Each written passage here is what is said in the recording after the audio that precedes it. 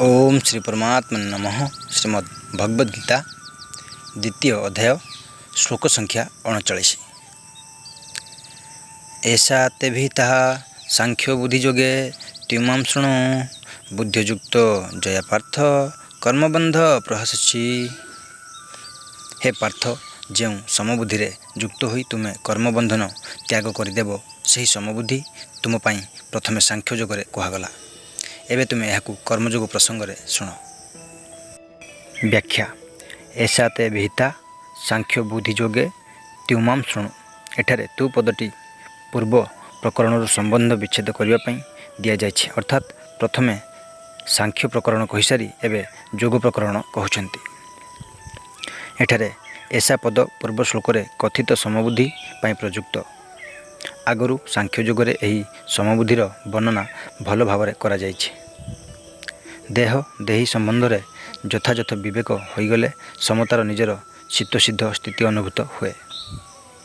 देह प्रति अनुराग थिबारु विषमता आसे।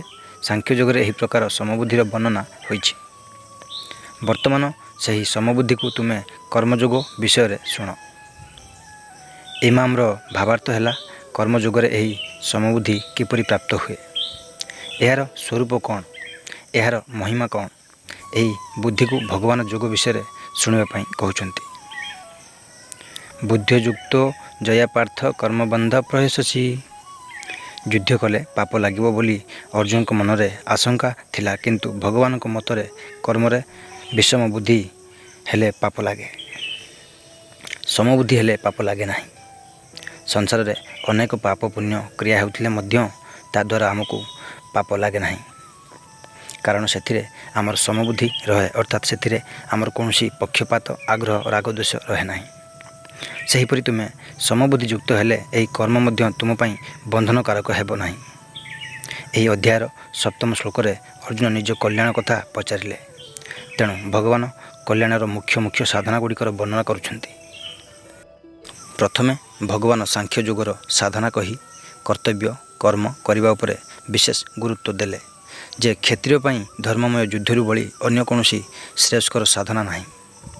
पुनश्च कहले समबुद्धि युक्त होई युद्ध कले पाप लागे नहीं। एबे सही समबुद्धि को कर्मयोग विषय कहउछन्ति। कर्मयोगी लोक संग्रह पाई सकल कर्म करन्ति। लोक संग्रह लोक शिक्षा पाई कर्म कले, अर्थात निस्वार्थ भाव में लोक मर्यादा सुरक्षित रखापी लोक मानू असत् पंथार निवृत्त करी सत् पंथारे प्रवृत्त करने कर्म कले समता प्राप्ति सहज हो जाए। समता प्राप्त हेले कर्मयोगी सहजरे कर्म बंधन मुक्त हो जाए। यही 2900 श्लोकटी 3000 श्लोक पर दियाजिबा युक्तियुक्त मन हेउछि एवं सेठारे देबा मध्य उचित थिला, कारण यही श्लोक रे दुईटी निष्ठार वर्णना अछि। प्रथमे 1100 रु 3000 श्लोक पर्यंत भगवान सांख्य योग द्वारा निष्ठा समता विषय कहले एवं एबे कर्मयोग द्वारा निष्ठा समता विषय कहउछन्ति। तेणु एठारे 3100 ठारू 3800 पर्यंत 8टी श्लोक देवा असंगत मन हेउछि। तथापि यही 8टी श्लोक देवार कारण हेउछि कर्मयोगर समता कहवा पूर्व प्रथमे कर्तव्य कौन और अकर्तव्य कौन, अर्जुन पई युद्ध करने कर्तव्य कि युद्ध न करने कर्तव्य, यही विषय वर्णना हेबा आवश्यक। तेणु कर्तव्य अकर्तव्यर वर्णना करने भगवान उपयुक्त 8टी श्लोक कही सारा पर समता कथा कहले।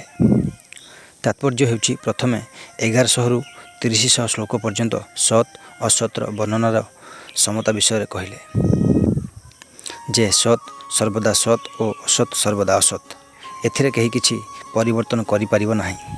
पुनश्च 3100 श्लोक रु 3800 श्लोक पर्यंत कर्तव्य अकर्तव्य कथा कही एबे 2900 श्लोक रे अकर्तव्य त्याग और कर्तव्य पालन रूपक कर्मर सिद्धि असिद्धि रे और फलर प्राप्ति अप्राप्ति रे सम रहिबा विषय रे वर्णना करुछन्ति। परिशिष्ट भाव। कर्तव्य विज्ञान और योग विज्ञान नामक कर्मयोगर दुईटी विभाग अछि।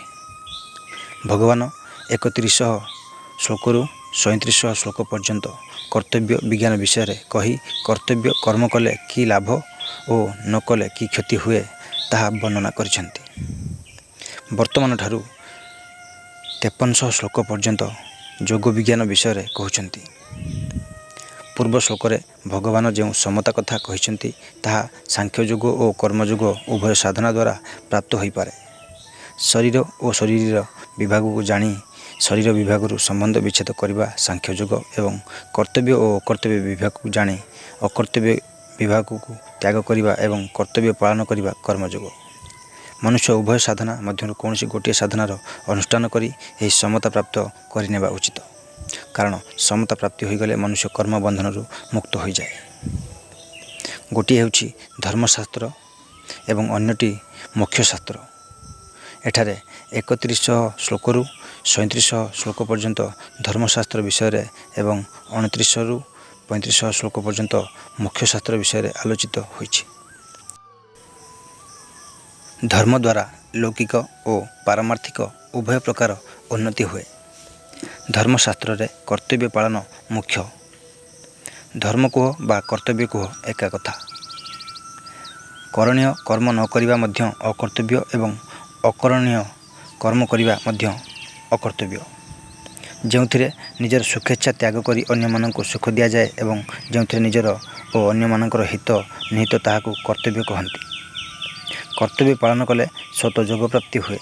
କର୍ତ୍ତବ୍ୟ ପାଳନ ନ କରି ମନୁଷ୍ୟ ଯୋଗାରୂଢ଼ ହୋଇପାରେ ନାହିଁ। ଯୋଗ ପ୍ରାପ୍ତି ହୋଇଗଲେ ତତ୍ତ୍ୱଜ୍ଞାନ ସ୍ୱତଃ ହୋଇଯାଏ, ଯାହାକି କର୍ମଯୋଗ ଓ ଜ୍ଞାନଯୋଗର ପରିଣାମ।